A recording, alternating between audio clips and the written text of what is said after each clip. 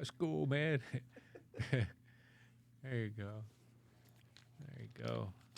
Put the back, dude. Okay, man. The stash really grew this week, bro. Yeah. It didn't take long for the. Are you storing the jokes? Yeah, what's that? Storing the jokes in Storing the jokes in there. Well, I got so many jokes. So, dude, man, it's been. I don't know. Should we just start the podcast, or did we already start? We already started. We already did. Okay. I got my thing here. There we go. We're just being impressed with the good system we got here. Yeah. Well, Taylor set all this up. It took him a while. Ah, that's awesome, man. Very creative. Mhm. Yeah, dude. But it's been a wild week, dude. Well, not wild per se, but it's been good and busy, dude. The city just like. Oh, I'm sure. I mean, yeah, Austin, man. I don't even know how you guys do it. There's just so much going on all the time, man. I mean, now I've been to New York, and New York does have a lot more like it's a busier place in general, but so it does kind of keep you awake if you're.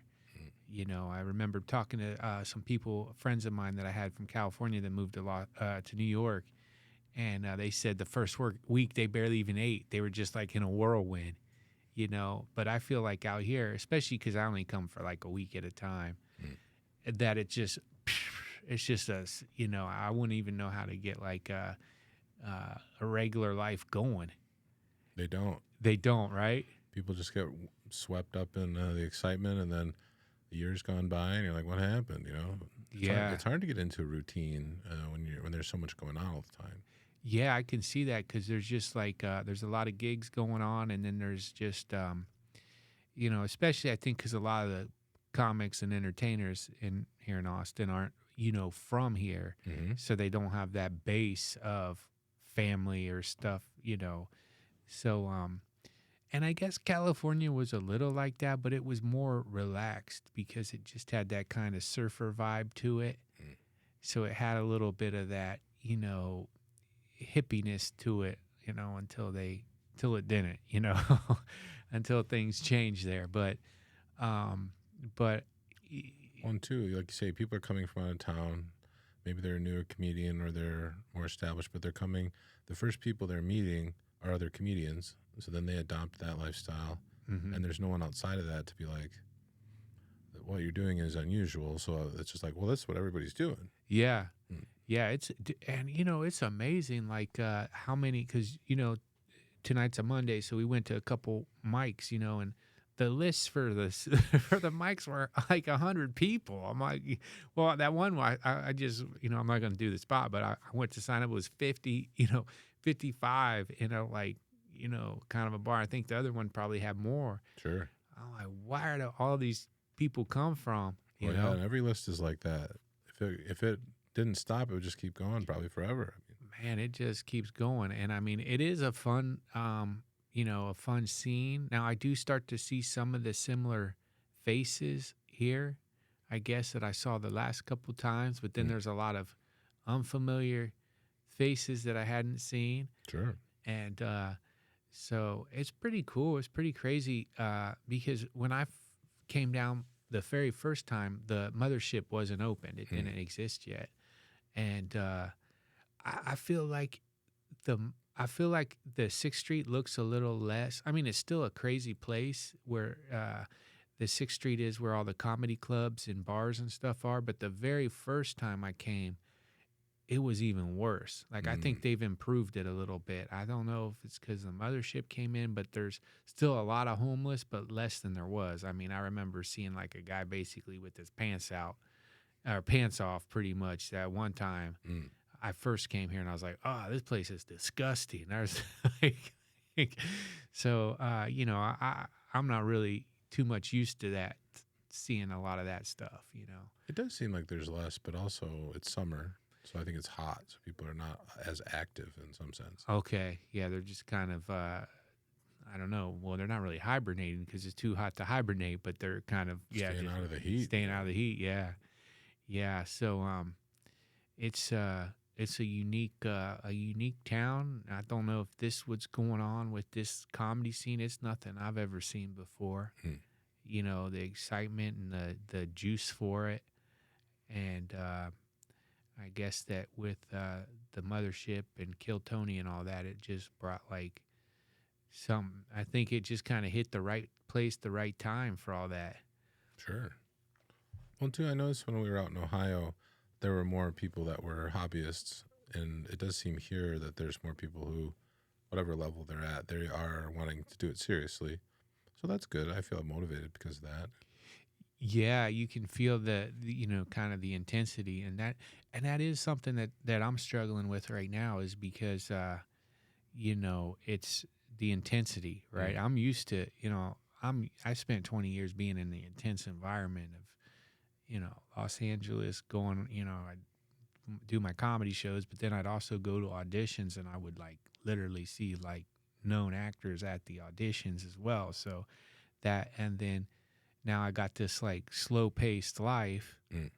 and it's, I wouldn't say per se it makes you lazy, but you don't have the same, you got to really make everything happen yourself, right? I have to like go to different places to start shows. Mm. It's not like it's already popping off, and then you got to try to explain it and get, there's like a million steps, and even once you get your gigs there, it's not steady. It's not, you're not dealing with uh, uh, the same type of thing, and not a lot of people understand art the same way. Mm. Not that comedy's art, but entertainment. Let's say, I mean, I guess it kind of is, but Well, I do feel it's easier to start a show here, even if it's in a small bar or something, because the pool of talent is higher.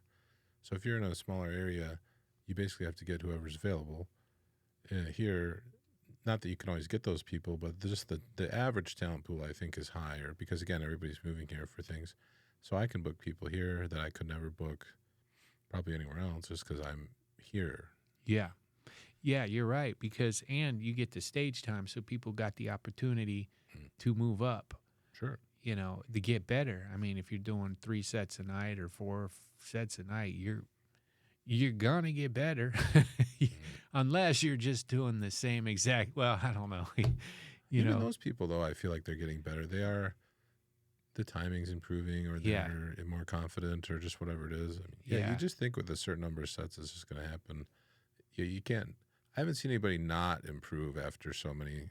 Like, hmm if they do 50 sets or something, I'm like, well, maybe my memory's bad and I just don't remember. They haven't changed. But yeah, and well, I mean, you would know because you're one of the few comics or people that I know that can actually sit through an entire, oh three, yeah, 4 hour open mic. You sit there and watch all the comics. I mean, that's that's a skill set. That's oh, some patience. it's a rare and non-valuable talent. But Actually, I'd say it's valuable, dude. I'd say it's valuable because you can, tag jokes off of it, and you can, you see what does and doesn't work. You know which comics are coming up and which ones aren't. Mhm. It's kind of like I don't know, like a baseball coach, right? He can watch all these players and learn their ways they swing and which swings work, which swings doesn't. Which stances work, which stances don't, which player is kind of like does something weird but it works. Mhm. And if you're watching a lot of sets, you can learn that. I mean, because like it's easier to watch good comics, right? Like, so when for instance, when I started, I used to love to watch Rodney Dangerfield. I still love Rodney Dangerfield. um but it's easier to watch a Rodney Dangerfield 45-minute set than a mic, but there's things to learn from both people, Mm. right? If you're True. watching a person who's just starting out and maybe they're not so hot, you can still learn by watching them. Now of course, if you're watching like Rodney Dangerfield or legends that have already come and gone, you can learn like how to write jokes per se. You listen to Rodney, he always had like quick 10-word jokes, 7-word jokes. So but yeah, I think there's a skill set to forcing yourself to sit through those shows. Well, some people think it's a skill, and some people think it's a mental deficiency. But I do think you learn something each time, and I find it. I'm still enjoying that part of it. I don't watch them and be like, I am trying to look for people I want to book, and I want to also learn. Like you say, why did that not work? That's something I think a lot. Yeah. Why is it that, it doesn't work? And so it's like I don't know, man. I don't like to say it's an art because it sounds kind of like weird or something. You're not weird, but like you're pumping up what you do. But there's a lot to it. It's not like as simple as people might think, right? Being a comedian. I mean, and also, I've always found it. Oops, I lost my. Oh, I guess it's still working, right? I just put this. Oh, did it pop out there? Yeah. Yeah, just plug it in real quick. How do I put it back, or do I need to put it back? There's a hole in the top there. Or it's in the bottom, maybe? Okay. One's the power and one's the... There we go. I got it back on. Okay. That's cool. Dude, I love your setup here, man. I love it. It looks so pro. Actually, I might go grab my water real quick. Okay. You want to grab water? You got yours? Yeah, if you want to, I'll grab it. Yeah. Yeah, I'm going to get mine real quick. So we can pause and then you just edit it out? Oh, yeah. Well, that's the thing. I was talking to Tina the other day, and this was earlier. I was talking to her, and I was saying, well, yeah, Brian and we put your business card together. Yeah. And it only took, 20 minutes, something like that? Yeah, 20, maybe 30 minutes. Yeah, 20 minutes. Yeah, not long. Right. So, I kind of took that for granted that everybody knows how to do that. Right. Where that is your skill set is seeming to be picking up women. So, if I had a business card to back in the day to help me with that before I met my Mia Moore. Sure. I would have done that. But yeah, no, it's funny because that is something that I learned to do. Sure. And I look around now at the world, and it's kind of frustrating to me. Sure. What I see going on, and I don't know if I'm getting to that age where I'm like, well, back in my day, we were real men, and we'd just walk up and say, hey, Well, but with technology and the world of technology has changed so much the way people meet and everything. And I was on those apps when I was single, and that was kind of fun a little bit too, because you could just easily kind of meet somebody or whatever. But I still feel that meeting people in the walking world is the better way. Sure. Because you're not wasting your time sitting there doing the swipe and this and that and getting into the addiction of that. And I think that with the way that technology is, people think that they have an endless supply of options. And that's just not the case. And every now and again, people might get lucky and meet the right person for them on the internet or, these dating apps or whatever. But generally, my experience was you kind of meet up with people that you not really, right for you. And then you also meet the thing of you're missing out on your life opportunities because you're going off on these dates with people from the apps or the internet. And if you were living your life, hey, Alden, let's go see the movies, right, with your friends and not worrying about that, then when you get to the movie theater, you might see somebody that and you could talk to. And I think that, and I could be mistaken, but the way I see the world right now is there is so much looking in your phone that people are missing out on what's going on, what they could be doing, right? The right person's walking by as somebody's swiping for the right person, right? They're literally walking by and boom. And so I always, I've always kind of thought about that, because of what I learned, because I don't know how many people I've talked to in my life, a lot too, because of being a comedian and passing out flyers to my show and talking to people. But I feel like the young men coming up, the guys coming up that are in this new time when they've had phones their whole life, because I grew up without that. It wasn't until I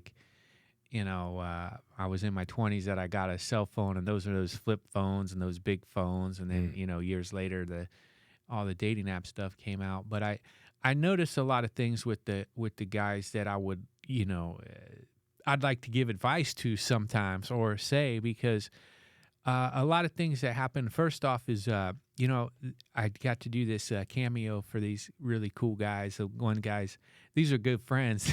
They said, our buddy, he loves your comedy, and he and his girl just broke up. He's feeling down. Can you give him some advice, and on a cameo? And they had me do that. And cameo, I guess most people know, but it's where people kind of send you a little money to do a video personal for somebody. And that really got me thinking, dude, because I was like, wow, like those are good friends. Because most guys, you go through a breakup, you're on your own. Oh, sure. Tough luck, dude. Yeah. Oh, man, that sucks. Here, have a beer. Yeah. Like, it's society's problem. Yeah. Now. Yeah. I was like, well, they blame they curse the chick out for a little bit. And then, the buddies, they don't really. The next step is you curse that one out. Then you curse out women completely. And then you're totally done. Mm-hmm. Then you're totally done, because women can feel that energy on you. Sure. You have that negative energy towards women. They all feel that. And then you're definitely not getting lucky. And then you're sitting there, and then it's like a bad cycle. Yeah. Well, you can feel that on a woman if they're a man hating woman. 100%. And I think they can get away with it a little more because they're still attractive. Well, because guys are horny. Yeah, but I think guys, it's a kiss of death, like you say. Yeah, and when you feel that coming from a girl, you're like, I don't want anything like that. That's why it's important to find women who like their dad. I've noticed that with a lot of girls I've dated. The ones that are cool, they like their dad, so they don't look bad about men. Sure. Now there's girls that say they like their dad, but they don't.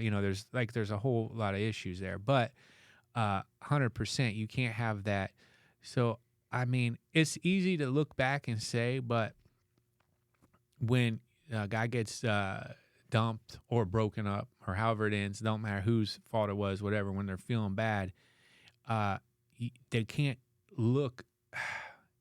Don't be looking at her pictures. Don't be, it's like I say, you get back and start approaching. Sure. And go up in person. And what I say is, too, you can make, I always say, 500 approaches. That 501st one might be the one that's desperate enough to say yes. That might be the one, right? But it's like, it's just like in sports, man. You strike out, oh, well, that's, you'll learn, next time you see it coming, you'll see the curveball coming. You'll realize that he's turning his wrist like this. He's not throwing a fast one, he's throwing it. And with girls, you'll start learning kind of the right things to say that are still truthful. You're not like being total BS artist. I mean, that can work too. It depends what your goals are. Sure. Right. And there's a time and place for that, Well, they'd say that in the game. There's the short term, and then there's the long term, what your goals are. So if you're just wanting them for tonight, well, then do magic tricks and whatever. Right. Tell them. I remember one time the Ohio State Buckeyes played the University of Miami in the national championship. I think it was all the way back in like 2002 or 2004.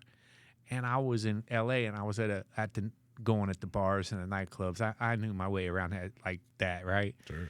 And the Buckeyes played on television, a live game. And then I went to the place called the Saddle Ranch, and I picked up a girl by telling her I was the field goal kicker for the Ohio State Buckeyes.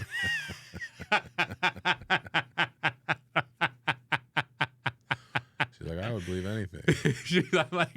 And literally they were just playing on television, and I don't know where the game was, Miami or some great, they were playing the Hurricanes. I don't remember where that game, maybe it took place in Arizona, but wherever they weren't playing in Los Angeles, and the game just, yeah. I'm a field goal kicker for the Ohio State Buckeyes. We just won the national championship. Oh, really? Yeah. Dude, my friend Scott used to do stuff like that. He's like, well, if you're going to make up a lie, and it needs to be a big lie because otherwise they won't believe it, Right. So he'd say to women, well, I'm actually the CEO of an asteroid mining company. And they'd be like, oh, wow, that sounds pretty cool. But like, how would you even... But it never really worked. It's like worth a try, dude. But he's like, yeah, just make up, tell them you're a sultan or something. Yeah. Hey, if they want to believe it, if that's their fantasy for the night, that's their fantasy for the night, right? Well, I tell you, before I met Tina, I would get on those apps, and I'd get on there, and I'd scroll for however long, and then I would feel like I did my dating for the day. I didn't do anything. You know, I'm just like, oh, looking at butts or whatever, and then I'm like, okay, well, I guess see who gets back to me. Like that's not like what you would say. You have to go out. You have to I do it. think yeah, because then you're gonna, and that's why when I met my girl, I felt I was ready because I'm used to going up in person, right? So I Sure. didn't fumble it, you Mhm. know, and and also all those experiences let you know specific what you do and don't want, right? Because Sure. Zig Ziglar says he was a motivational speaker. He said you can be a wandering generality Hmm. or a meaningful specific. Sure. And I mean that applies for everything, right? Like so a lot of time, like tonight, I felt like a wandering generality going from mic to mic instead of a meaningful specific would be like I want to do this one show and that's what Mhm. I'm going to focus on because that's where I want to be, right? But it's the same with women or dating or whatever because what are you really looking for? Are you looking for what's your thing? Do you like a girl who reads? Do you like a girl who parties? Do you want a girl who, is a hard worker, or do you want a girl who's just gonna, stay by your side and be there, you and just kind of know what you want? Then when you see it, Mhm. boom. Because what happens a lot, and this happens to most people, is if you don't know what you're looking for, then you can end up with something you're not looking for, but maybe they're attractive or whatever, and then you just go down that road, and it can be years of your life until you realize, oh man, this ain't what I want. Mm. Well, guess what? You don't get those years back. Tough luck, and then you got to figure out how to get what you do want. Mm. So I think that knowing kind of what, and a lot of times it takes trial and error, though. You got to make some mistakes, especially young. You know what I mean? You just, oh man, she's hot. All right, that's good enough. Pretty good. Be like, That's let's pretty get good. after Look it. at this, dude. That's great, dude. So, but yeah, I always think with these guys, going through breakups, dude, it's like, social media. And the thing is about being a guy, even though it sucks, and I've made a lot of mistakes on all that, or I wouldn't call them mistakes now, but I learned, but you got to just try to appear strong with social media. Don't be putting that stuff out there for the world to see, fellas. Mm. If you get dumped, you got dumped. Sure. Close it. Don't put it out there for the world to see, right? Somebody sees you next time. Oh, what happened to the girl? Yeah, we ain't. You don't need it. You ain't gonna get the girl back by posting on social media any of that stuff. No way. I don't think. I would say, I would strongly tell people don't be putting that out there. Now, because nobody really cares, Right. right? Well, there's one group that cares. I'll tell you, I was trying to find ways to advertise the Toxic Masculinity show. Yeah. So in Bee Cave, there's a men's group. It's called Don't Date Her. Okay. And they just post pictures of women they've dated and say, don't date her. And these guys all get on there and they're like, yeah. They're like, I'm going in my own way, and I'm doing all that red pill, So, okay, what's the going my own way? What is that exactly? Because I've heard of that a couple times, but I don't know what. So these are men who are not going to be involved in traditional relationships anymore. They're going to go their own way. That's like sort of the Sigma male thing. So they're going their own way, just being single, or just like hooking up with girls. They're either going to be never going to date again, or they're just going to be single for a period and they're just not going to worry about it anymore. They're just going to go away from relationships, basically. And then there's the red pill guys. They're like, relationships are destroying society. And it's always the men. Well, I can't say you got to have the right. I can't say it's this. I mean, that's how people. If everybody did that, the population would end. I mean, I'm not saying. I guess that wouldn't be, but I think there's kind of a mixture. You got to be focused on what you're doing, right? Because who's going to want to? I mean, to a certain extent, okay, if you're going to go out there and be successful, Mm-hmm. then that will bring more people to your world, right? If you're just sitting there, desperate all the time. But I always liked, I didn't say I liked every date I went on, but I always kind of thought it was fun, Mm-hmm. especially when I was, in my 20s. I lived in Los Angeles, and I knew I always say if I would have got to know the casting directors as much as I knew the door guys at the nightclubs, I would have probably been a little more successful, right? But I didn't put all that together. You know, I was Sure. young, and I would just always kind of found myself at these nightclubs that were fun. But I, you know, I realized too, though, you know, I was just, I didn't have, you know, I wasn't like some of those clubs. There would be guys that are ballers, but the regular guy can do just as well as them with the ladies. It's just the presentation, right? You don't really need now. Some in a place like Los Angeles, or some of these girls are superficial, and they might be able to look at, well, those are only a $25 pair of jeans he's wearing, and that's you know, there's That's some. not my man. Yeah, but that ain't my girl. You know what I'm saying? Like, so, but then there's others that just if you got the, it's not even confidence. It's just the ability to go up and strike the conversation. And you don't even have to say, that's why I always joke. I just say, hey, you don't have to have the smartest. In fact, too much good pickup lines can be not work in your favor. Oh, I've heard that too. When he's too smooth. Yeah, they know it's like there's always something. Well, that's not what they're actually saying. They're saying that they don't want to be. They don't like you. And if you say something trashy and they like it, that didn't matter either. There's just something's going on beyond the pickup line. You know, Right. The decision's been made prior to that. It's whether or not you're going to go up and initiate contact. Yeah, that's the main thing. Initiate contact, right? It's like you got to. And you'll find out real fast both ways. Both ways. You have to go up and do it. You know? You have it's to not do going to it. be like, well, he's a maybe. It's going to be like pretty obvious when you're like, hey, and they're like, no. And you're like, okay, good, thank you. They saved me a lot of time today. Right. It's not ever going to be like, well, let's hear what else he has to say. I haven't made up my mind instantly when he walked over here. You know, I do think that happens. Oh, 100%. And if you go up now, here's the thing that I think is the worst. There are probably people. I know there are people. I've heard stories. I know people. There's people who have had a chance. They saw somebody in a grocery, or they saw somebody at the mall, or they saw and they made eye contact and they thought they might have had something, and they let it go. Mm. That to me would be the worst. That to me would be the that to me would be the worst. If you always think back on that time when, oh man, I saw this girl at the, at Trader Joe's Right. grocery store, and man, we were sitting there in the milk aisle, and she smiled at me, and I thought, I got butterflies, and then I just let her walk out the store. Well, that's why they used to have those misconnections. Yeah, that was, right? Craigslist misconnections, but who goes on that? Well, but I think the people would post it just to get it out of their own system. Right. You know, they're yeah. like, Craigslist misconnections. there I was at the H-E-B, standing by the cheese, and she walked over and she looked at the almonds, and I was like, oh, and then I ran, and I was like, oh, come back. Yeah. I think, they just have to get it out of there. It's like messaging and bottling it or something. Yeah, get it out there. Yeah, so I think that you gotta, as McConaughey would say, you gotta approach.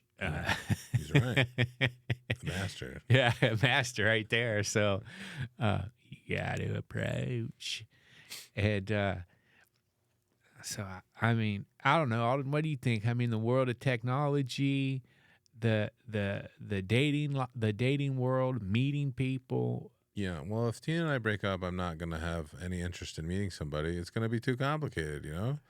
It's like people, like you're saying, the technology is not improving people's outcomes, and it's not improving their happiness about it. Mm-mm. So you've just got to go back to a more traditional way of meeting people in person, you know? So like if we break up for some reason or something happens, I am not going to get on dating apps and do all that stuff. I'm just going to try to meet people in my day-to-day, you know, or I'll get into some activity or something, or I'll start going to church, or I'll start doing whatever. I don't think all that stuff works, you know. Well, if I was like a 10 or a 9 and I was a guy, then that would just be like, you wouldn't even have to do it either, you know. I feel like it doesn't really serve anybody except for these app people who are like, Hey, well, if you really want to meet somebody, you got to do Tinder Gold or whatever. Yeah, they make the money on it.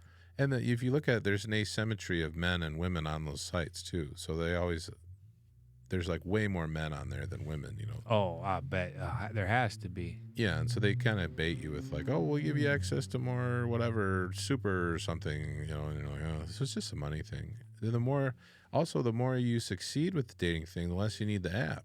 Mm-hmm. So that's they don't really. It's not designed for success for whatever reason. I think it's designed for addiction. It is just like social media. Most of our things on our phone are. Yeah. Otherwise, we wouldn't use them. How do you think is the best way to overcome that? Well, it's tough. I mean, even like I'll sit there to do my writing for the day, and if I have the phone where I can reach it, it'll interrupt me constantly. 100%. It's not even that it's doing anything because I have all the notifications turned off. So I physically think, oh, I've got to check blah, blah, blah, and I've got to stop myself. So what I have to do now is turn it off. And then even then, sometimes I'll grab the device I know I've turned off because I'm like, my brain is wanting dopamine. So it's like, you know, oh, I got to see what's, and I'll be like, wait, my phone's not even on. But it still interrupted me. You know, it interrupted my flow state. That's right. Man, that happens to me way too much, man. It's just. Well, we all do it. Even like at trivia, I constantly remind people to put their phones away. They can't. They can't. They literally can't. It has some control. Yeah, and so I'll scold them or I'll do whatever. It doesn't matter. You know, they just can't do it. That's it. That makes these me are adults. Yeah. Well, and that makes me wonder what like right now, you know, you see kids that are like 4 and 5 with cell phones. Mm-hmm. Man, I think it'll be even worse for them. Well, it won't even be a thing where you would ask, why would you even put it away? See, we grew up in an area where that didn't exist. So there was like when I had my Game Boy as a kid, at some point my parents would say, hey, you've done that too much. We don't want you to do that all day. And I'd be like, and then they would take it. Okay. You know, Yep. But then they grew up in a world where there's just screens everywhere. So at a certain point, that group of people will not exist anymore because they'll all be dead. And everyone will have grown up with screens. And there won't even be a question of why would I even put this away? You'd be like, why would I put it away? It's just on all the time. It's like, you know, if I'm awake, my eyes are open. If I'm awake, I'm on my device of some kind. Man, that's sad and scary. But some people are fighting back. Like I saw Tal Usman, he got himself one of those flip phones. So he's going back in time, you know. I don't know. That is a strategy. You know. Yeah, I got a buddy that did that too as well. And I tell you, I had a great year, man, when in 2021 I deactivated all my social media. I had nothing, dude. And I got so much more done in that year. I bet. And I'm like, I should go back and do that. And then I guess the problem is the carrot that they think, well, you need this because you got to get your followers to go see your shows and this and that. But I'm like, well, there's always a way to hook you in. Yeah. Like I went to the gym and I have an old iPod, like a 7 or something. It's like a tiny one. And I was pulling it out of my pocket and these kids saw it. They were probably 16 or something. And they referred to it as a single-use device because it only played music, you know. And they were like, oh, yeah. So like, I hate it when people are working out and they're on their phones. So I don't take my phone to the gym. Good idea. That's the only way because I would do it too. So the only way is to like leave it. So then I just have my iPod with the headphones in. And I might be the only one in the gym that's not using their phones. Even in the sauna, people are using their phones. I'm like, does it overheat in here? And they're like, yeah. Wow. And I'm like, well, what are we doing here? Even 10 minutes? But again, and we all know we're addicted, and we're not taking any steps to not be addicted to it. You know, it is interesting, like in the gym, I will look around and you'll see people on the machine, like, you know, whatever. So I don't know how we beat that. I feel like it's got kind of society by the neck right now, but I don't know. That's where I'm always torn, dude. Because part of me just wants to throw my cell phone in the pond and just like totally be off grid, right? And then I got the other part of me that's in the comedy business, and it's like, well, man, I should post a video, you know. So every time I think about getting rid of it, I go, well, I need the GPS, so I can't get rid of the phone. I need, like you say, I need the social media for my business, whatever. Yeah. Well, what if something happens? You know, and then pretty soon you're not even thinking about getting rid of it anymore. Yeah. And it's so funny, too, with the GPS because I feel like I've gotten dumber because I used to be able to, pull out my atlas, road book atlas, and kind of get myself around. And now I'm like, well, which way does it tell me to go? I never look up the directions ahead of time. No, why would you? Yeah, why would you? So I don't know. I'm really interested in what's going to happen with technology and how far it's going to go, and how it's affecting things. Because even if we go back to the dating thing, right? I think that with the internet and they connect and match people, Mm-hmm. a lot of times it matches people that should not be meeting at all. Right? It's like they're in two different worlds. Maybe that's the point of the app, to get you to fail, so you go back to the app. Yeah, it probably is. They're like, well, this person hasn't had a date in 3 weeks, so if we don't give them something, then they're not going to use the app anymore. So let's just patch them up with whoever. Who's available on Thursday? I mean, I don't know. That's not much better than a blind dating service. I mean, yeah. You wonder how much control they have. It's just like how they do the ads on the phones, right? You'll see, we'll be talking about, getting a candy bar or whatever. Sure. And then there's the ad, it's just like, man, it's just too much. So I don't know, dude. I feel like it's just, dude, but I'm addicted to my dang phone, man. My girl's always telling me, get off that phone. So, but again, she wants your attention. Even Tina will say that. I'll be sitting on the couch, we watching a movie, and I'll start doing something. She's like, well, you're working again. And I'm like, well, you're right, but I don't like to hear it. That's yeah, dude, I'm the same way. It's like, oh, no. Like if I'm going to do something, like on Saturday, I tried to be very mindful not to be on my phone. And so I was pretty successful. But there were a couple times where I was like, oh, I got to post about the tag mic, or I got to blah, blah, blah. And so then I did it quickly, but then I was like, oh, I should be watching this movie. I tried to take the day off, and then I end up not completely.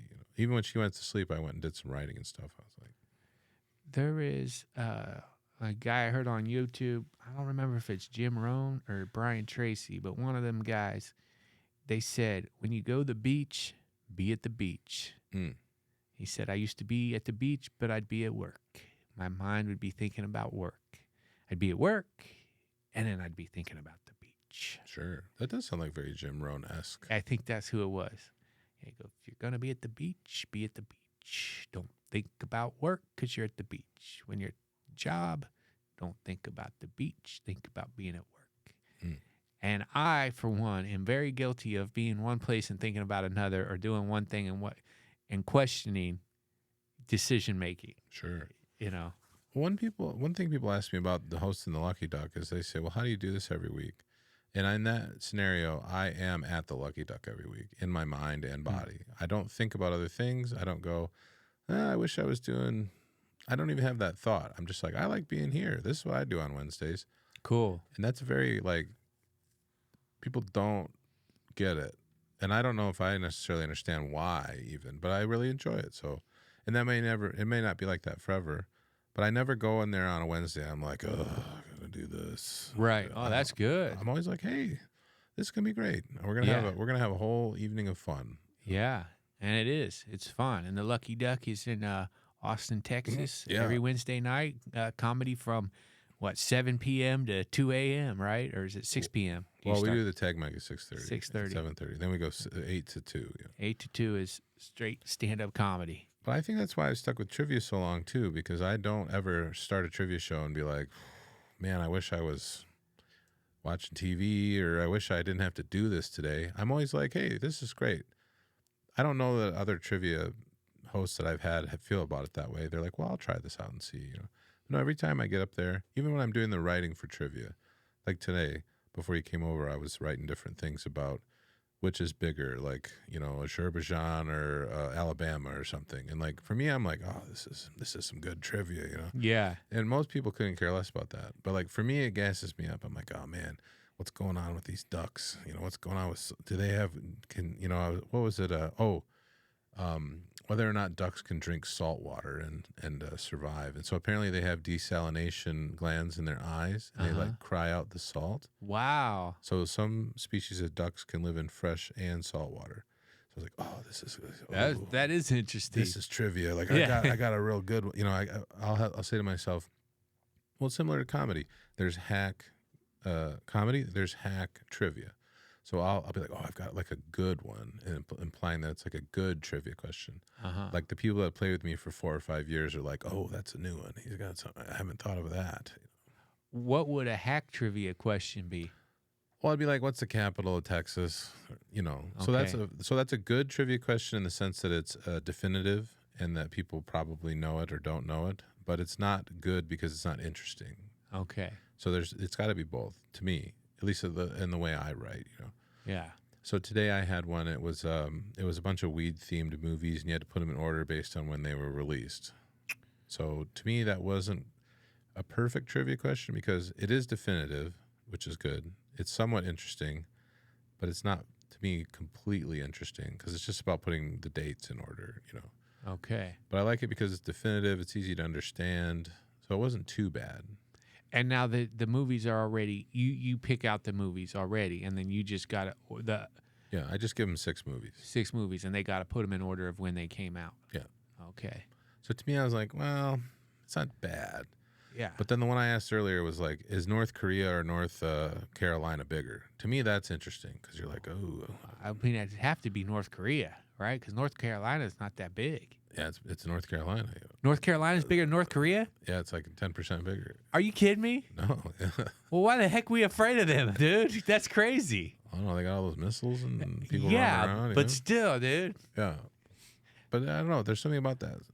So I don't know if people, I don't know if we're, I feel like with the dating thing, you're not just interested in the women. You're also in, like, it's like a science for you, or like it's fun. It's not like I feel like my brother sometimes, he'll be like, oh, I want to meet a woman. But it's like every part of it to him is painful. Like he doesn't really want to go through the steps. Right. He just wants to have the result where he has a woman who will stay by him and whatever. But you seem to be like, oh, the dating's fun, the approaching's fun, you know, like, oh, that's fun, you know. Yeah, that's why they call it the game. They call it the game, the book, because it's like you gotta like. I mean, I just like to, especially like when I would go to different places. Mm-hmm. And sorry, my thing. Oh, it popped out there. Yeah, there we go. So I would go to different places. I remember one time my buddy Adam Hunter, he's a really funny comedian, and we were in London, England, and we had one day to be in London, England, and we talked to everybody, dude. Sure. We talked to everybody. We didn't talk just to all the girls. We just talked to everybody, and that type of stuff, man. I think I'm going to say it makes you stronger, not as physical, of course, but just it makes your connection stuff stronger. You're in a place you don't know anybody, but you're chopping it up with everybody. Mm-hmm. You're kind of flirting and having fun, and then so yeah, I think that. I think it's a little hard too, like you say, you're, oh man, I don't want to do this, because I think that the world is kind of flopped on its ear, like the roles of men and women. Mm-hmm. And I think that can be frustrating to a lot of guys because, we're getting, in my opinion, we're getting hit from a lot of different angles with stuff, right? And there's been such a push to make women believe they don't need men that it's making men, like you said, they go their own way guys or whatever. Oh, yeah, the MGTOWs is what they're calling it. MGTOWs. Okay, so these MGTOW guys, they're like, well, man, this is just annoying. I'm not putting up with this. They're not going to, because ultimately, a guy, at least I'd say most guys I know, want to kind of be a leader. They don't want to be, but there's been this massive move of these women to be like, we're number one, we're on top, feminine. Okay, I'll straight say this. I can't stand that shirt that says the future is feminine. Mm-hmm. That is annoying. Mm. That's not true, and it's not true. I mean, as long as I'm alive, it ain't true. I mean, maybe these wimps coming up next might let it be true, but it's not true. It will never be true. I mean, as long as, and I think it's a disrespectful shirt, and I think it's a disrespectful statement, and I think the girls that are wearing it aren't as smart as they think they are. Mm. If you really want, why you want that? Could you imagine us? The future is man. Yeah, they would. They would go crazy. It's always funny. I've seen these different videos where they say, "Well, if a man says it like this, why does it sound bad when I say it?" It's like, well, because it's bad both ways. But the people think it's okay to just have it be, well, it's okay if the woman does it, and it's not okay if the man does it. The example I saw was, the girl would say, well, if the guy doesn't open the door for you, just get rid of him, get a new one. But if I turn around and say that, then it doesn't sound good. If a man said that, then it's not right or something. Yeah, well, I mean, that's the weird thing. They don't want the door open for them. They do want the door open for them. These guys are confused. Sure. These guys are confused. So, guys, just find a girl who likes to have the door open for her. Sure. But ain't gonna bust your balls if you don't open the door for her. Well, Instagram would say that what you really need is bigger muscles. Yeah, totally. They're gonna put those guys up. It's not your personality. It's just that you need bigger muscles. Yeah, you need to, dude. I can see how that can make that I heard on the radio an ad for there's lawyers now suing Instagram and stuff for teenagers that have been I don't know, like they're depressed or they're depressed, self-harm and stuff. Yeah. I believe that. And it really makes sense because it's like, okay, I mean, I do think that I don't like Mark Zuckerberg. Mm-hmm. Everybody that knows me knows that. But I think that these guys now, whether Mark Zuckerberg is really behind Facebook, I would say no. If you research something called LifeLog, LifeLog was created by the CIA, and they was to LifeLog. It was to log people. Basically, what it says, LifeLog, log people's lives. And through the internet, and LifeLog shut down. I don't know. Remember, let's say May. I don't know the exact date. May. There's newspaper articles to confirm this. May 4th, let's say 2004, or something like that, right? And on the same day that the CIA announced that they're no longer moving forward with LifeLog, was the same day that Facebook went public. Mm. Coincidence? I think not. Mm. So, anyways, I think that this has been done on, all this stuff is done on purpose to kind of control and manipulate. And you think about these kids, like when I was in school, for instance, you really only saw you only saw what was really in front of you. Sure. Maybe you might see a muscle magazine or something like that with somebody real strong, but you're not on there all the time with the misillusion that all these people out there are all muscle and strong, and look all great. And by the way, the Instagram pictures, everybody's giving their best angle. I used to date some of these girls, and man, they look like dimes but in real life they're regular, Sure. You know what I mean? So, but yeah, I can see how it, even with me, even us, dude, right? You're looking in there, man, that comic sold out the Improv tonight. And oh, that's the worst the worst is when you get on there, you see some really cool photos of a show, and then you go there the next week and you find out what it's really like, and it's no good. Yeah. Like, oh, they got tricked. Yeah, I got tricked. But you see, so it's all an illusion. It's a mirage. So, yeah, dude. But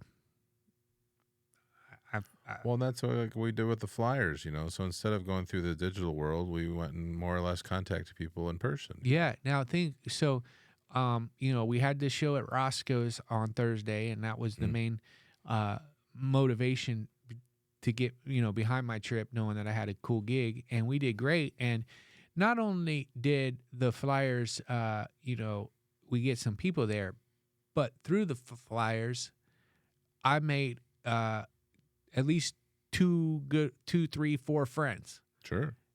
And so and all this that I'm talking about with the guys, with I want, especially now, I feel like, well, okay, I feel like, even Tom Brady had to retire, right? So I got my girl now. Sure. And now I'm okay to let loose some of the secrets, right? Yeah, there you go. Yeah, you don't right? want to. I ain't gonna show my game plan while I'm in the game. Yeah, right. But now, you're like, well, I can just, give the knowledge. I don't want the knowledge to go to waste. Yeah, dude, I got years of approaches, years of experience, years of knowledge, and now that I'm going with a different way in my life, I'm okay to give that knowledge out, right? Yeah.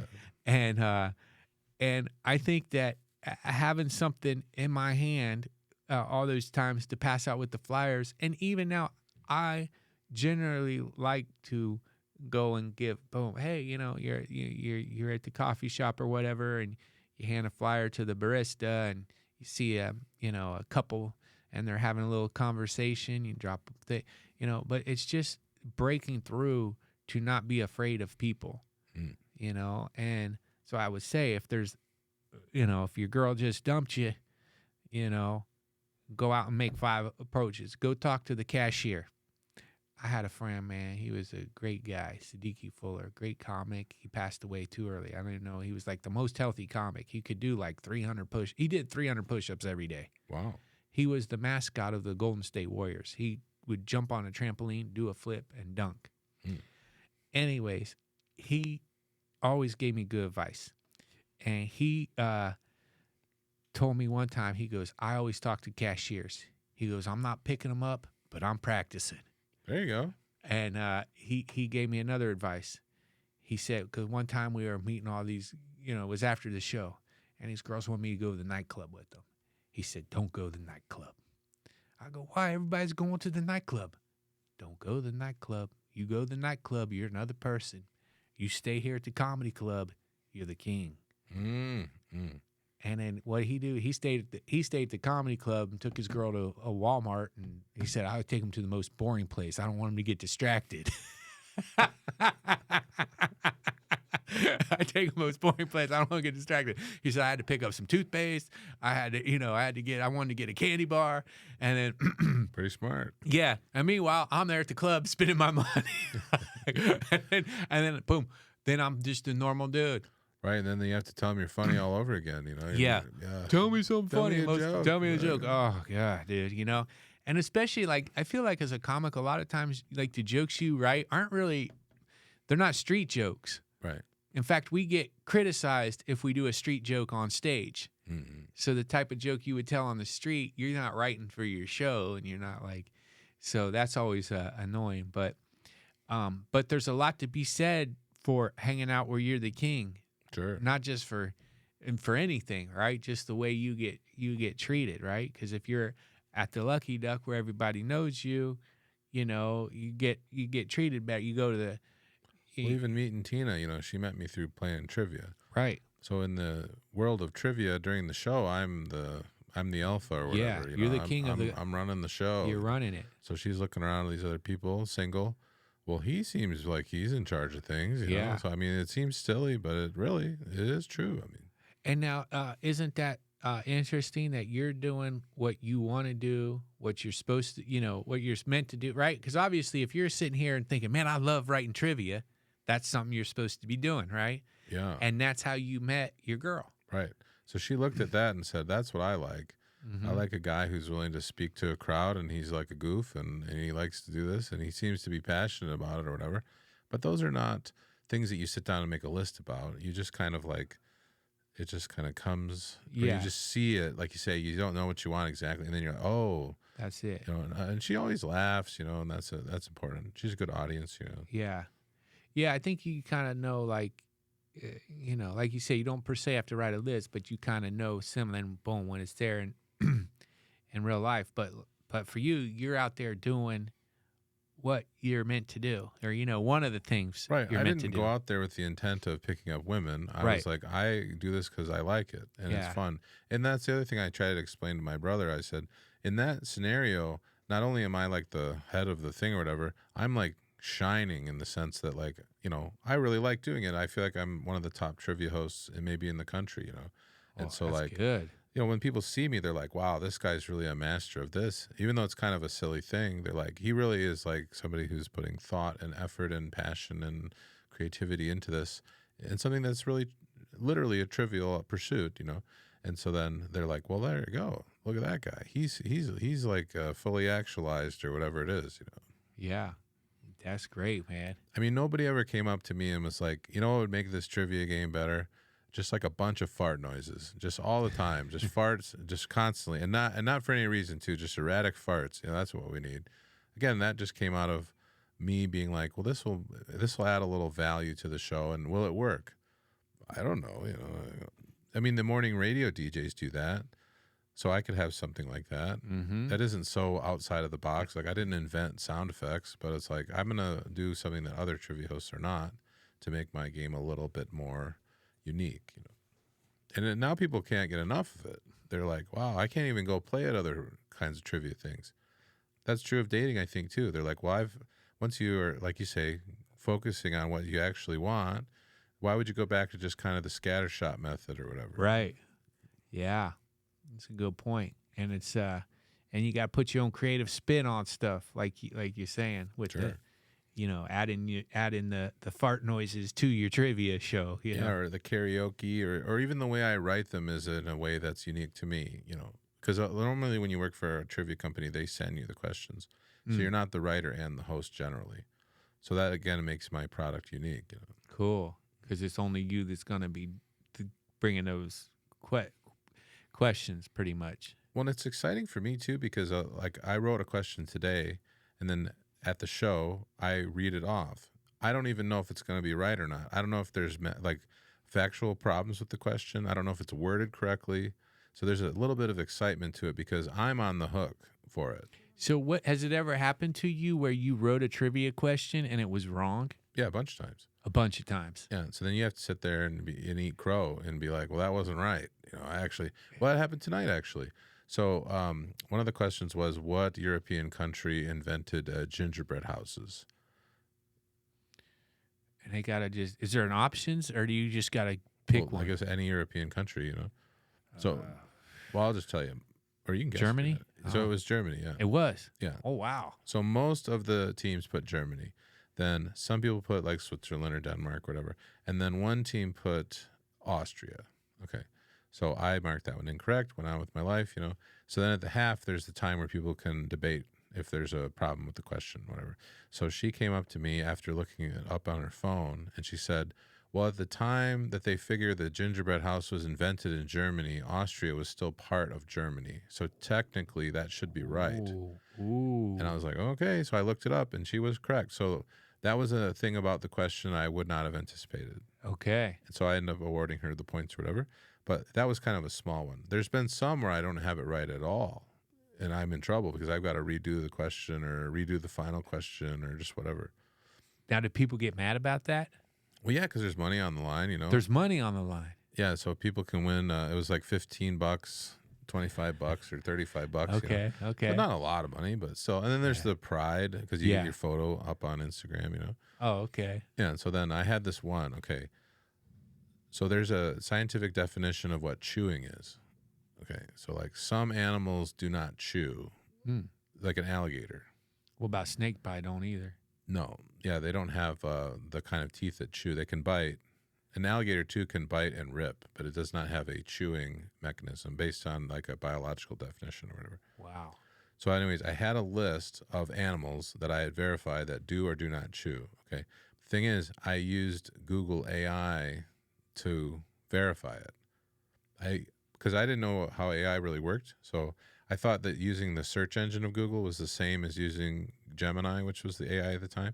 So I wrote this all out, verified it with Gemini, did the question. Somebody came up to me right away. They're like, foxes do chew. Well, the AI had told me something different. When I searched it on Google, it wasn't right. So the question was completely incorrect, every part of it, Oh. And so this guy came up to me and he's like, I actually work on Google AI and it's not good for trivia. It doesn't always know what's right. So it just gives you something.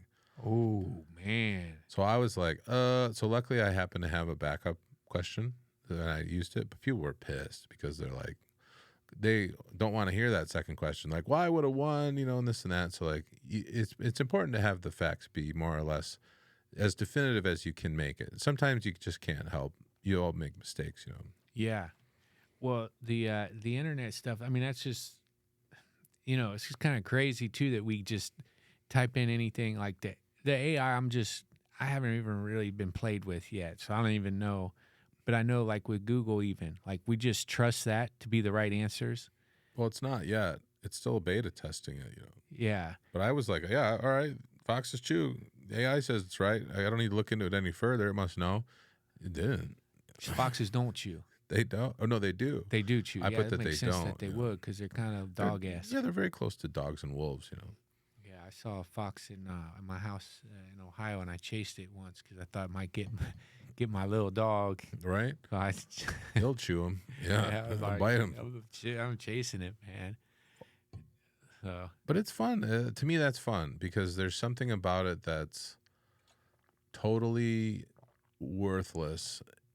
The facts of the entire endeavor of trivia does not need to exist. It's a luxury item. Now, I would say that I'm providing people with entertainment, but more than that, I'm providing them with a place to socialize with their friends. And for the bar, I'm providing them sales and more drinks.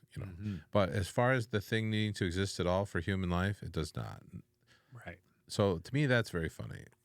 That you're doing something that That is just like completely unnecessary.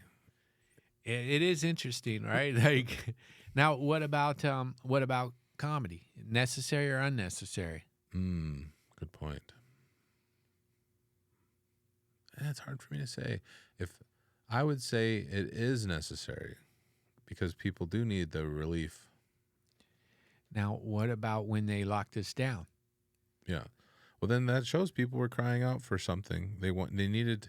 Well, like I'll say, we had an ice storm here maybe like 3 or 4 years ago. I remember that. I was in El Paso at the time. Yeah, and so actually, what I did is I said, Tina, I need you to take pictures of me in the pool. I'm gonna get in my swimsuit. And I'm gonna get in the pool, and I need to do that to be funny because I want to alleviate people's stress. But I need to do it for myself too. But I thought it's my job to make people laugh right now because we're having a problem. And so I thought about that. So I did. I posted pictures of me like laying out in the beach chairs that were covered in ice, and I'm in my swimsuit, And I thought, well, I am being funny, but I also thought I am providing people a little bit of levity in a situation that's probably like a little bit stressful, So, Oh, yeah. So I felt like I provided a service there, Yeah, absolutely. Absolutely, dude. Did anybody tell you thanks? Yeah, they were all loving it. They were thought it was loving the it. funniest thing, Because Yeah. again, I always make jokes about swimming in the unheated pool. Yes. Well, this was an extreme. Yeah, that's super cold. There were a couple other comedians who were doing that, but How'd it feel? it was cold. It was cold. Yeah, it was, and I worry sometimes about getting in there. I'm like, man, I wonder if I'm gonna have a heart attack. Yeah, you gotta be careful, But man. just going slow, but I felt called to do that or something. I was like, this is an opportunity for me to like exercise my value to society or whatever in this moment. I'm gonna be the one who's like, nah, it's not such a big deal. And obviously, other people were having a rough time. Even me, I had to go and live at my girlfriend's at the time because I didn't have power where I was living. So I drove across town in my Kia with like no snow tires, and I saw 30 cars on the side of the road. Oh yeah, I hate that, man. I hate that. That's, oh man, there was a snowstorm like that. Oh man, oof.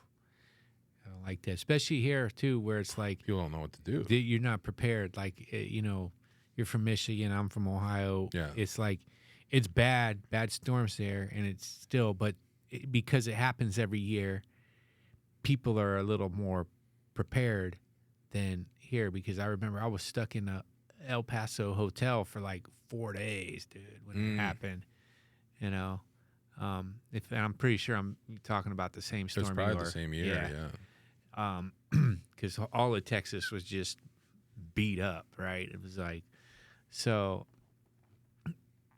but yeah, I don't know. I think about that, about what's important in life and stuff. But I mean, we're lucky that we got a world where we can do trivia shows and stuff, and people got the money to go out.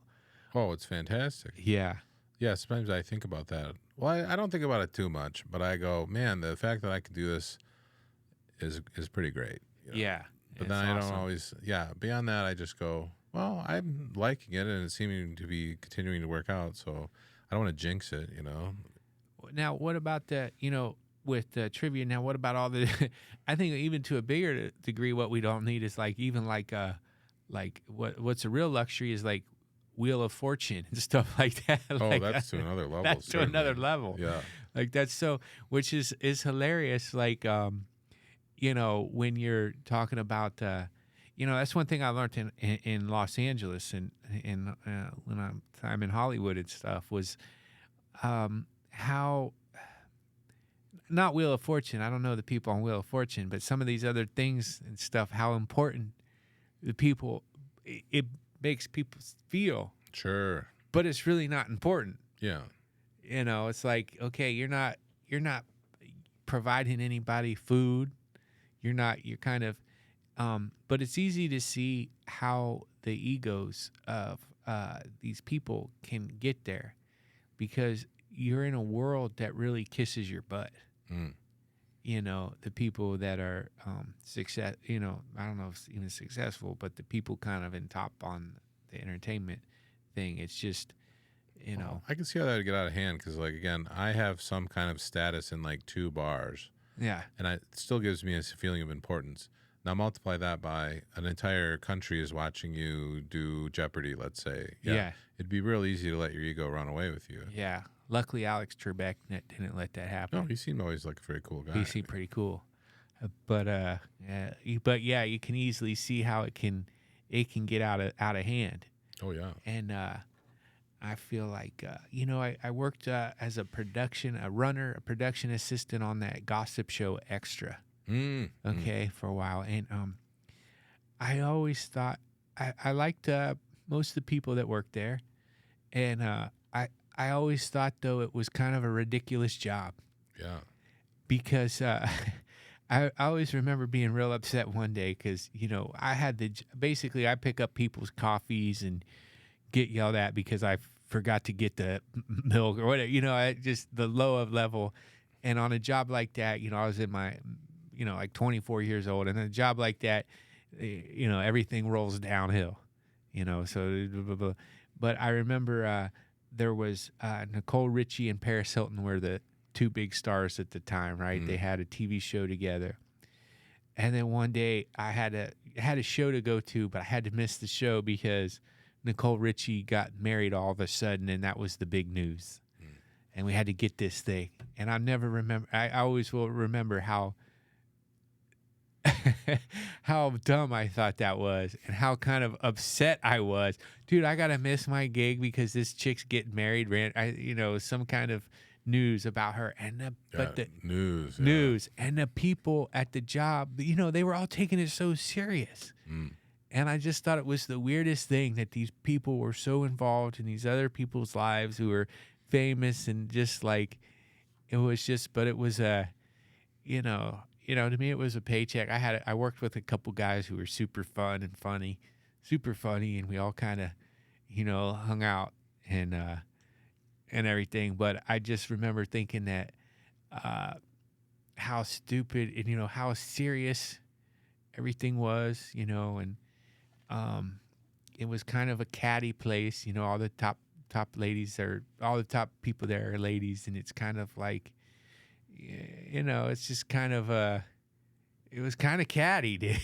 Well, it sounds like a professional gossip. So. It was professional gossip. So even when it's all this gossip, dude, it's all this gossip. And I remember that show. Extra. yeah. Like, hey, look at this person's butt crack. Oh, they're weird. Extra. Is that news? Yeah, totally, dude. They're butt cracking. Yeah, who's getting old? Fucking Extra. I'd be like, it was so dumb, and I'd be like, well, I got nothing else to watch. Yeah, dude. It's like at times like that, you're glad for social media. Oh right? yeah, that was the news. Think about that. At least I could see people that are attractive. Yeah, dude, there's like just but I got to do some cool stuff there. I mean, I got to go help them make the set at the Golden Globes and shit, stuff like that. So, But yeah, it was just, to me, it was just stupid. Some of the stories, some of the things, and how worked up the people would get over it. And also, I just didn't have any ambition there to move up. Right. So you found that you're like, oh well, this is a job, like you say. Yeah, I was like happy because I had a job. It was a job, and I think it paid like $100 a day, so that was pretty good at the time. And I was like, and there was several other guys my age that worked there, and but it's like I didn't want to be a writer there. I didn't want to be an editor there. I wanted to just stay in that job forever. Right. Like I was like, and they were kind of, aren't you gonna, learn some skill? Well, I know how to drive my car and pick up the coffee. Well, I'm doing Like, dude, pretty what else good. you want me to, because I used it, and I used my time off to write, in my jokes, my journals, that type of stuff. But yeah, I didn't have an ambition there to, and that's always kind of tough where you're just doing a job, but you don't have, but I liked it. I was like, okay, I'm cool. But it's like, I just was like seeing the topics and stuff. And I was like, yeah, I just don't have an interest to move my way up this ladder. So, but yeah, it was kind of, interesting, but like along the lines of what you were saying is there's nothing about that to me that's essential. I mean, these these ladies who are watching this show, it's not helping their lives either. No, I know. Tina's been watching that Vanderpump Rules. I think it's made her sad. Oh, Honestly. really? Yeah, she's like, oh, these people are young and they're having fun, and I'm just blah blah blah. And I'm like, well, don't watch it. It's like, Yeah. But it's like, well, she's invested in the stories now.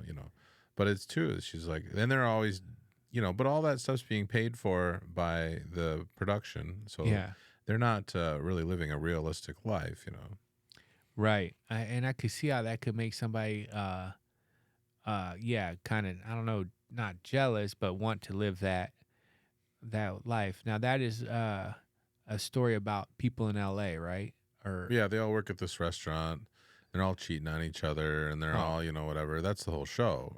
Is it a reality show or a written show? It's reality show. But in reality shows, you don't really know how much is reality. And Yeah, there's always a little, or the producers encouraging certain things, and they wouldn't be on the show if they weren't cheaters. I mean, they must screen them or something. Yeah.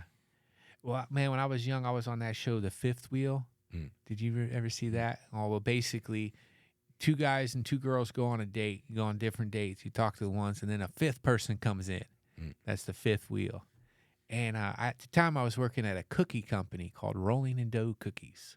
That's a pretty good name. Yeah, and my 2 friends, they owned the cookie company. We made the cookies.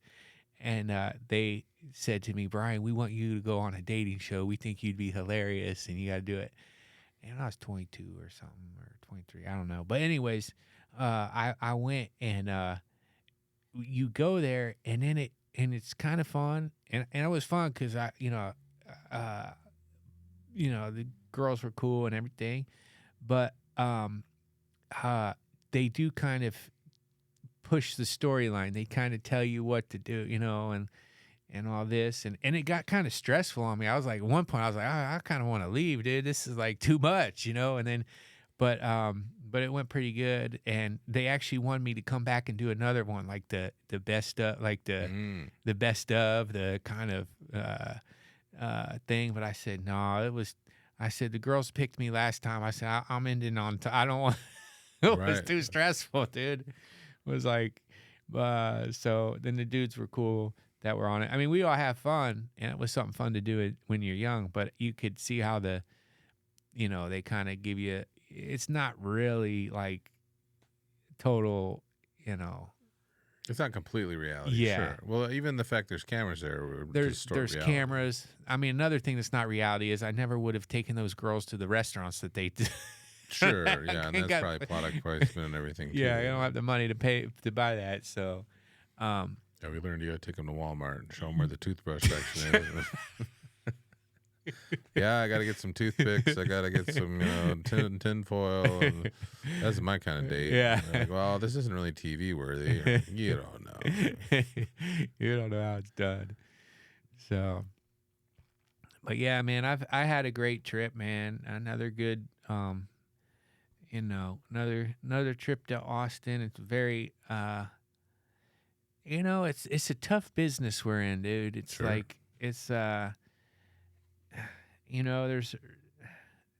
I don't know. There's no rhyme or reason a lot of times. I feel like Oh, I've given up on that. you've given up on that. What's funny to me about the predicting what's going to happen in comedy kind of thing, I have this model that I use. It's like a mental model. So if there's some event happening within the comedy scene, okay, I will predict how it's going to go. Okay, so that's usually, you would think on a thing like that, it's either going to go the way you expected or it's going to go the opposite of the way you expected. But what I find is some third thing happens that I couldn't even think of. That happens constantly. And I've just given up. People say, oh, this and this is going to happen. So I'll make my prediction. And it's not that happens or it doesn't. It's this other weird thing that happens. And that is just like constantly. So I think that's also kind of exciting because like part of what our job is, in my mind, as a comedian is to do the entertaining and stuff. But part of it is to tolerate a certain amount of uncertainty in our future and about the future. And so a lot of people cannot be comedians, not because they're not funny enough, because they can't tolerate this idea of, I don't know what's going to be happening in a year. Mm-hmm. I don't know what's going to be happening in a week. There's going to be things that are going to happen. Some of them are going to be opportunities. When are they coming? We don't know. Why is it going to come? Who's going to give me the opportunity? What thing? Where's this new joke going to come from? All that stuff is just pulling out of like somewhere, That's a lot of people just they can't do that. And I don't blame them. No, it's a strange thing to have a whole group of people who are like, I would like to do that. I would like to go into the unknown. I'm going to sail into the dark continent, and I don't know what's going to be over there, but I just can't not do it. It is very it is kind of scary because you don't know. And it's interesting because I had a show in LA, I don't know how many years ago, but it was at the Hollywood Hotel, okay? And I show up to the show, and it's me and these two comedians, female comedians that are both been doing it for a while, both really super funny.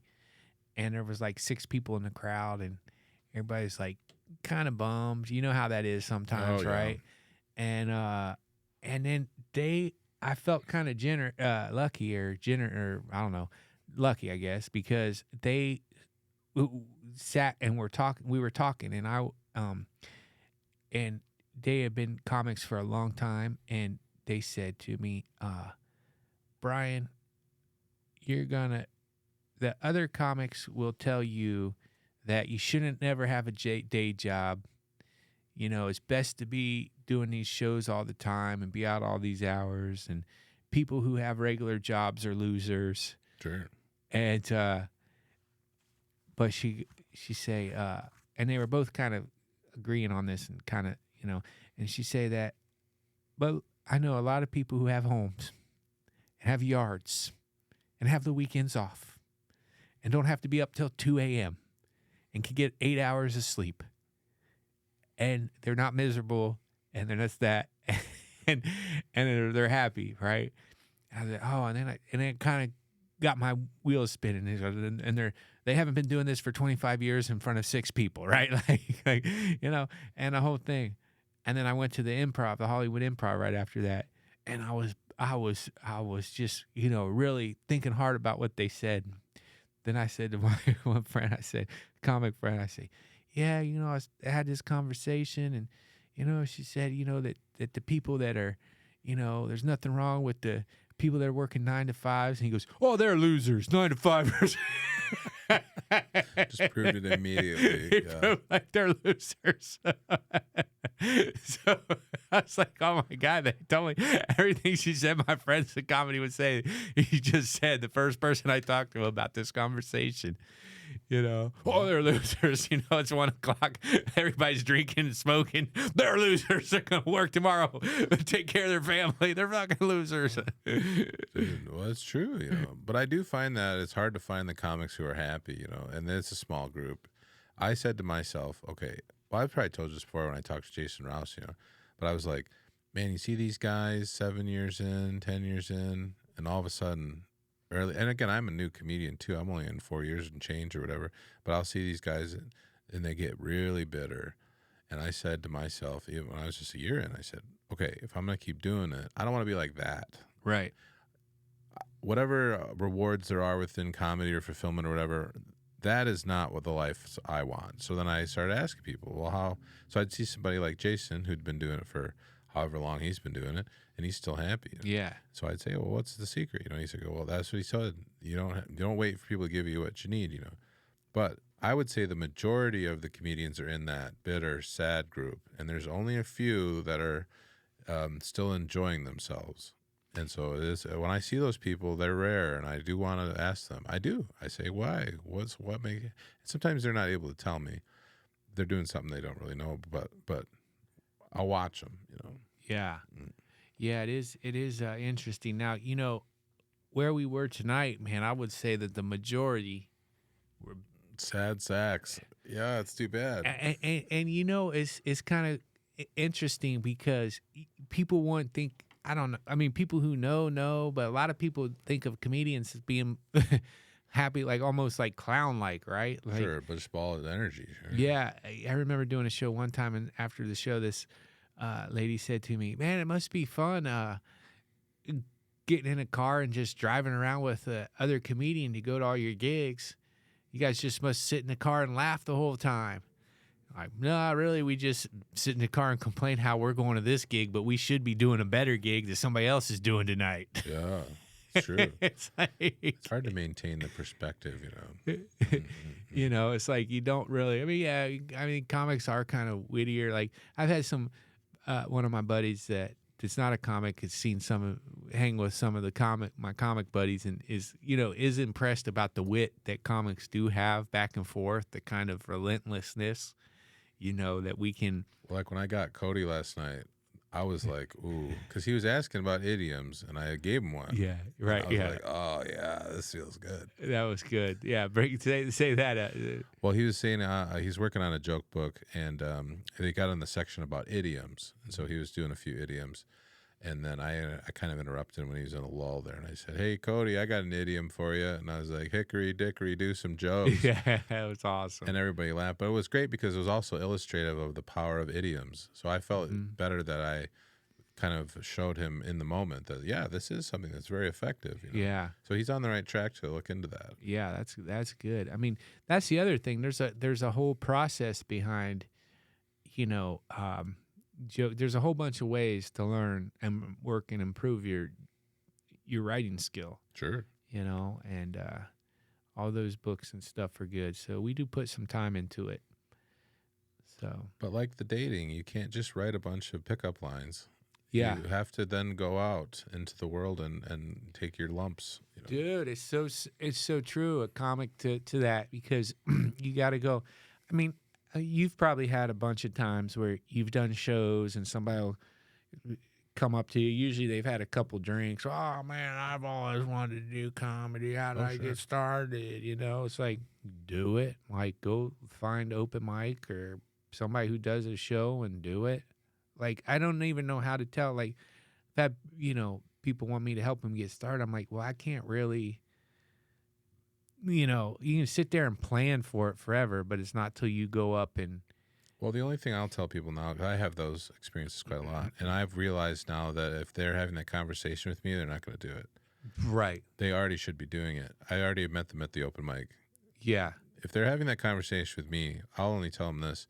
Listen, get out your calendar, okay, and put a date on it for when you're going to start. And if they don't do that, then I'm like, well, good luck. I hope it works out for you. They're just not going to do it. I have people like that who come up to me and they're like, oh, yeah, this is the week I'm coming to the open mic. And I'm like, okay, well, this is the 10th time. I never see you there, Yeah. And that's okay. You know, for whatever reason, maybe that's an aspiration of theirs, and they're just not going to take that first step. Yeah. But it's not my job to drag them into it or whatever, you know. Yeah, dude. Oh, you can fool around with these. They just move up and down. Okay, So cool. yeah, it's like on a hinge, and then this part moves up and down too. Oh, there we go. Yeah, and then you Okay, can man. like tighten it up. Yeah, this is awesome, dude. Yeah, actually, Taylor doesn't like these arms, but he wants to get rid of these. But I think we'll have some more of like an autonomous stand that can kind of go around. Yeah, man, this place is awesome. So, Yep, the Gorecast Studio. Gorecast? Mm-hmm. His last name's Gorman. So. Oh, okay, Gorecast. Yeah, dude, it's awesome here. So, I don't know, what time is it? We're doing a late night podcast. 2:30. Oh, okay, dude, cool. Yeah, that's pretty good. So we did like an hour and a half. Dang. So Well, let's wrap it up. Should we wrap it up in a certain way? Brian, give us your final thoughts. Okay, my final thoughts. Well, how about this? This would be a nice one. You're going back to Ohio. You're going to go through quite a few life changes, you know. Mm-hmm. And what is your plan going forward to, you know? Maybe you don't even know, but from what you know currently today, what are you thinking about doing next? Okay, so it's 2:30 in the morning right now, right? We're finishing up this podcast. Sure. And at 4 o'clock, I'm going to the airport to return the rental car I had and jumping on a plane at 5:30 in the morning. And then I'm flying back to Ohio and I'm going to get some sleep. And then the next day, I'm going to go to a little local, I'm going to a university to look at it, to check it out, because I got my 2-year degree. And now I think I'm gonna go for I'm gonna get the 4-year degree. Sure. Okay. And I mean, I know it's crazy, but I still want to join a wrestling team. Now, I don't know. I'm behind schedule because I should have already had something worked out. And I've been so busy doing gigs, I ain't even thought about wrestling. So I don't know if that's a good idea because time keeps, but it's something that's still like on my list that I want to do, right? It's still on so I'm going to go do the best I can to check out some schools in Ohio and see if any of them might have a team that needs that I could fit in on somehow. Sure. I mean, I don't know how the young wrestlers are going to feel about this. You know, and it's tough for me because my mind is like still active athletic wise, you know, and I know that I have to do it now because time ain't on my side right now. Sure. Right. I'm literally in the last chance to do this, and I have to be smart because your body, the recovery is a little different, you know, now, but it's still something I want to do, and I think I can do it. You know, I think that, you know, I think I could be beneficial actually to some of these to a team because of my life experience and how I will put my work ethic is still good. Anyway, so I want to do that, dude. So I'm going on, I'm going to get back tomorrow. And then the following day, I'm going to one of these colleges that they're restarting their wrestling program. So I'm going to go look at the college and talk to them and see what that I did with my 2-year degree, what can transfer. And then I'm going to message some other places, but I want to go to a college that has a little wrestling team and go for it. Sure. My other option is I could go to like a big place like, you know, Ohio State, and they have like club wrestling where you could be on the college club team. My mentor, my wrestling mentor, Coach Dehart, told me that might not be a bad idea for me to do because then you don't always have to be at all the practices and stuff. You're like kind of just like, but you could still go and do some tournaments. But I think I really want to do that. You know, if I can get into a semester and join the team. Now, I don't know. That's definitely going to take away from some of the comedy shows for a while. I mean, I could still be able to do some, but I mean. Oh, but it'll keep you close to home too. While you got, you know, going through your changes here. Yeah. So I could, so I could be kind of, and it's something that's like one of the main things I always wanted to do, right? You know, when my dad died, I was weird. I was planning on going to wrestling college somewhere, you know, and then it just changed. So I just feel like, man, if I could accomplish that, dude, after everything I've been through, I'm like, man, if I could accomplish that, I mean, it's just like it's a, like you're saying, like, it's a thing that is like, it doesn't matter to anybody except me, right? Nobody care. Like, okay, you're gonna wrestle at 44. I'll be 45. You'll be wrestling at 45 in college. It's like, it was kind of crazy, and it's not obviously gonna make me any money, and it would cost me money. I got to stay healthy, you know. But it's just something for my mind, you know. It's just something for my mind, and it's something that, you know, if I can accomplish it, it's something I'd like to take to the grave, you know, like something I could be proud of myself for. So, you know, after this whole trip, of course I want to keep doing shows, man. And I know I want to keep working, and I know some great comics, and I want to work with everybody and do that. The thing is that some of the stuff I used to like more about comedy is like, I don't know, I've kind of maybe grown out of a little bit, or I'm not like enjoying as like the kind of like the late night stuff and all that. I'm kind of like worn on. Sure. You know, I'll be hanging and just kind of like, when I was before, I would like, oh, da da da, because I had to, but now I'm like kind of like, I like doing the gigs and you know, but the rest that I used to be all into, I'm not really into it. The kind of after the gig life, right? But the gigs are you know, there's nothing better than, I mean, writing a joke that you think is gonna work, and then you hit it on the stage and it works, as you know, and then of course coming up with a line that follows it, or thinking of something that can work. And I, you know, I am like to tell a lot of stories of my life through it. So it's, you know, I'm not going up there for a therapy session or anything, but I like to be able to tell my kind of life story somewhat, you know, and hopefully it resonates with people. I mean, and if it doesn't, I mean, I don't know. I still like to do it that way. Well, sure. You know, so I don't know. I mean, I don't know. I'm really in a weird spot because I don't know what's going to happen. And I have these like ideas, like do this college wrestling thing. It makes no sense to go do, right? It makes zero. But to me, it's like, oh man, my heart's feeling it, dude. I don't want to be away from comedy that much, though. I don't want it, but I feel like, okay, is there a way I can still get gigs, still do that, still, you know, but I feel like if I could beat that demon. It's in there. Yeah. It's in there. And we come on, it's still dragging all these years, all these things, dude. Well, you know, and what got me thinking of it was I was staying at my sister's apartment, and I was sleeping on her couch. And she had this picture of my dad that like faces the couch. Okay, and anyways, I'm sleeping, and I had this dream that I was wrestling in college. And I woke up and I was crying because I thought, man, I'd never wrestle in college. And then I Googled oldest college wrestler, and several guys in their two guys in their 40s came up. So it has been done. Now, I don't know what the rules are on the eligibility, and I started in 99 college and I left, but I think I'm eligible to do 2 years of college wrestling. So anyways, I had that dream, and then, you know, and then I like that saying, you know, God ain't gonna put nothing on your shoulders that you can't handle.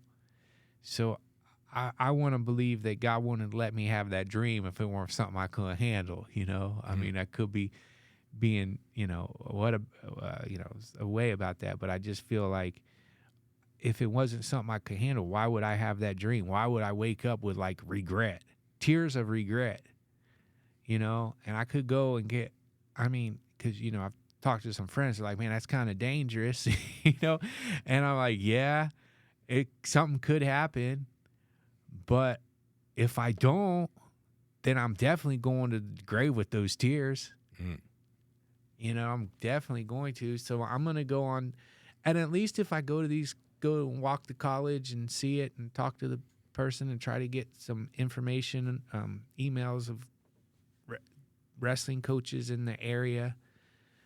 At least if I make that much more of an effort, if like hopefully it can all work out. But I'm like, I kind of feel like my life went kind of in a weird reverse way.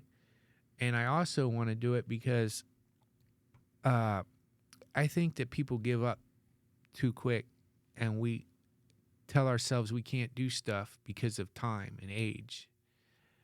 And it is, you do, I mean, you can't really beat it. You see it in sports, even Tom Brady had to retire.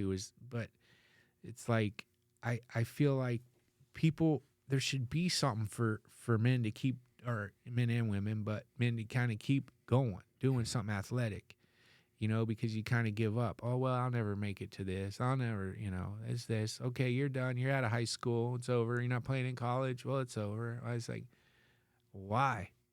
Right? Because that's like doing these wrestling tournaments, because I've been doing them for 6 straight years now, one tournament a year. I mean, that's not a lot, but it's Sure. something.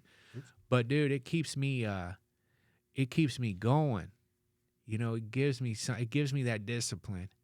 It gives me that, like, oh, well, you know what? I'm not going to have any beers tonight because, I'm going to do that wrestling tournament.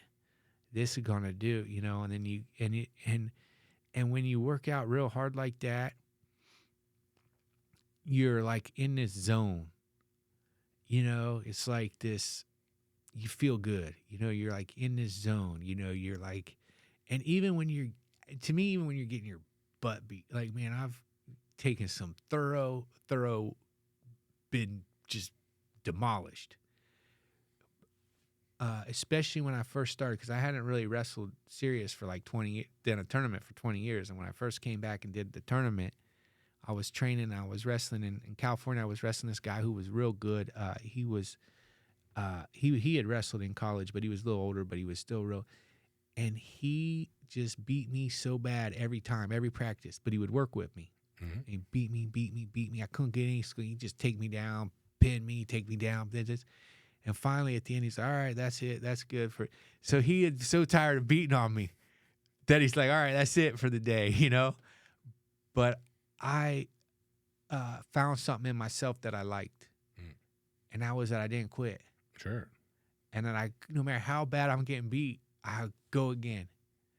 And I feel like, I take that with me, anything, even with these gigs, right? Like, there I am, dude. I'm signing up for the mics at the mothership.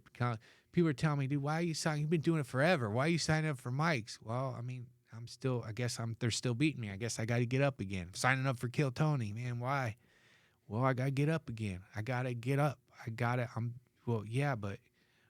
not defeated. I've had my butt kicked. The comedy world is, doesn't really acknowledge me too much every now and again, but I know when I can. I know when it's my time, and in wrestling it was the same. Every now and again, somebody who could beat me, 5 times. It happened to me several times, people who would beat me 5 times. Mm. In order for me to make the state tournament, I had to beat 2 dudes who had both pinned me 5 times. And so I carry that like with me.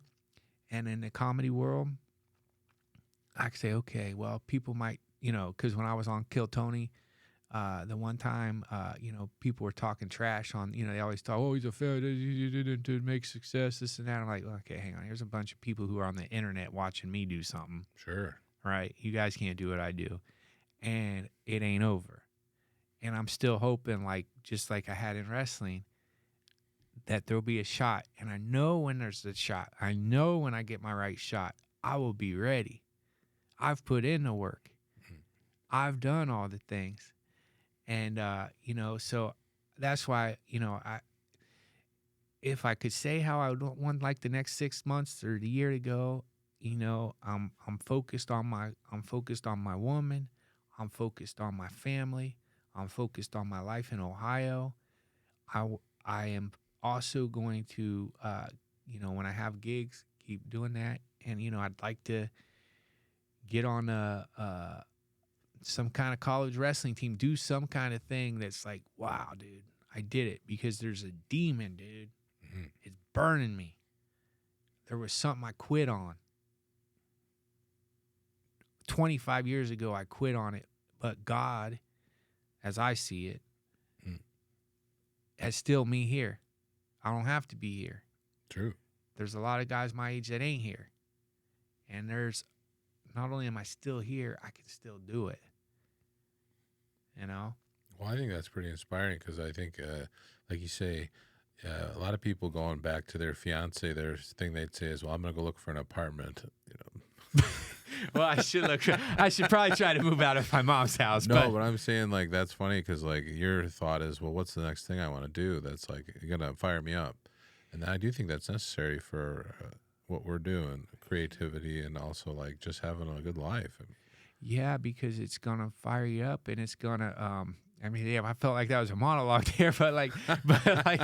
Well, no, I told Tina that one time. I was like, listen, I'm doing this entertainment stuff, and I know that you like me, and but if I was doing the life I was living before, you wouldn't want to be with me. Right. So, and I don't know that your Mia Moore will say, oh, yeah, I'll drive with you to the campus and we'll look around and we'll see. So she'll probably go along with it, because, again, she wants you to do what you want to do too. Yeah, and I don't want to have kind of regrets, which obviously I do. Here I am spending 5 minutes talking about, but too, your parents too, you can see in their eyes, or they're all like adults when you're young. yeah, You don't necessarily think of it this way when you're a kid, but you know who's enjoying their lives, and you know who's not, and you know Right. who's stuck, and you know who's not. And there's more about it than what they say.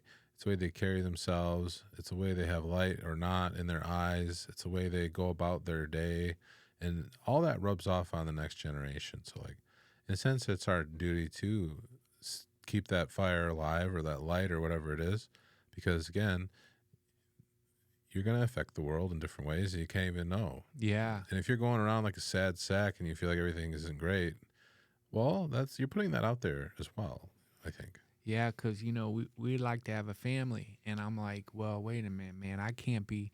I'm gonna be, I gotta be a good example. Yeah. And I can't be somebody who didn't do something, didn't finish, or at least give it a try. I mean, hey, I might find out that, hey, you can't, maybe one of these colleges, I might contact them. They'll be like, dude, we don't want to take a risk on a 45-year-old, right? But at least I kind of. Or maybe you get a scholarship because you're a non-traditional student. Who knows? Yeah, you know what? That's a better way to look at it.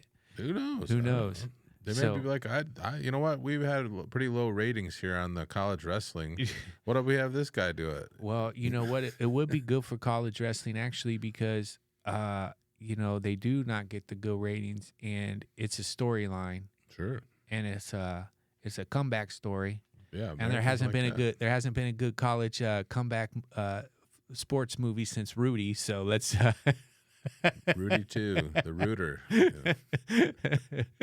Yeah. So, yeah, man, I don't know, dude. It's like I don't have a total 5-year plan. I know I want to get myself a little more financially stable, and I want to be doing big shows. But then you go and do the wrestling, and then when you get done, you go on your speaking tour about never give up, and then you become the next Jim Rohn, Hey, I wouldn't mind that. I don't know. Again, that's where I think of the uncertainty. We're always so focused on what could or could not happen, but it's hard to project this idea of what is not knowable and unknown, and you go forth anyways, and the results are going to be something, but it's hard to go into that zone and be like, I do not know what's going to happen here, and I'm just going to go for it and just see. And that's, again, that's a type of thinking and action that a lot of people cannot do, because there is risk involved with that, and that's what holds them back from doing things.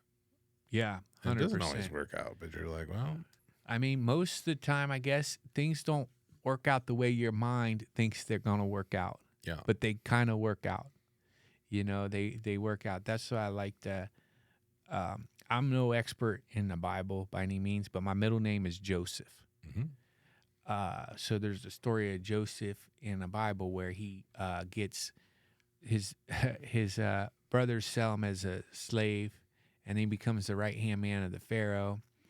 And then his brothers come back to where he is, and they think that he's gonna have them put in prison because they sold him. Yeah.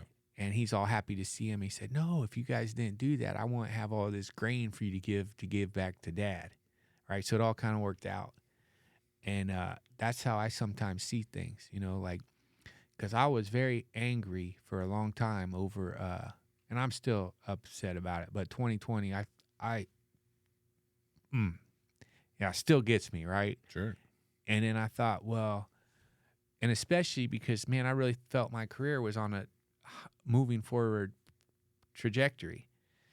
And then it all shut, and then I got so angry with social media and with other people I knew, and it was just like I was just pissed, dude. But now I'm looking at it like, well, it kind of still all worked out for me, because I came back home and I fell in love with my hometown. I realized all the stuff I had from my hometown that I don't have in Los Angeles. One thing being people that love me. Los Angeles, I have people who like me, and especially like me when I got a comedy show going that they can jump on. Sure. Or if I'm producing a short film, they really like me, right? But they don't love me, right? And so then I got to spend a time, my neighbor, who's a great guy, he kind of was like a second dad to me. That last year, and he passed away, but that I was home. I got to see him almost every day. And then I met my girl. Probably never would have met her. I'd be hanging out with one of them Hollywood girls, running the wrong direction, So it kind of all worked out, dude. So you don't know. But in my mind, I was like, well, man, I'm going to start selling out these big venues, blah, blah, blah, blah, blah. And then it's like, so... But I'll tell you, man, I was looking up that last day in LA. I was looking up at the ceiling of my apartment as I was laying on my back, and I was like, what was it all for? What was it all for? So the Hollywood, the comedy, all that, what was it all for? So there's a whole bigger stuff that I now know, but before my mind was just focused on that little thing. So that was a good question, man, and a long answer, but I mean, right now, I think I'm just going to see if I can kind of keep doing the sport I love and keep doing gigs and, I don't see why not. Yep. Very okay, good. Man. Oh, that's a good time. Good time. Yeah. All right, Alden. Thanks, buddy. Swine time, good time. Yeah.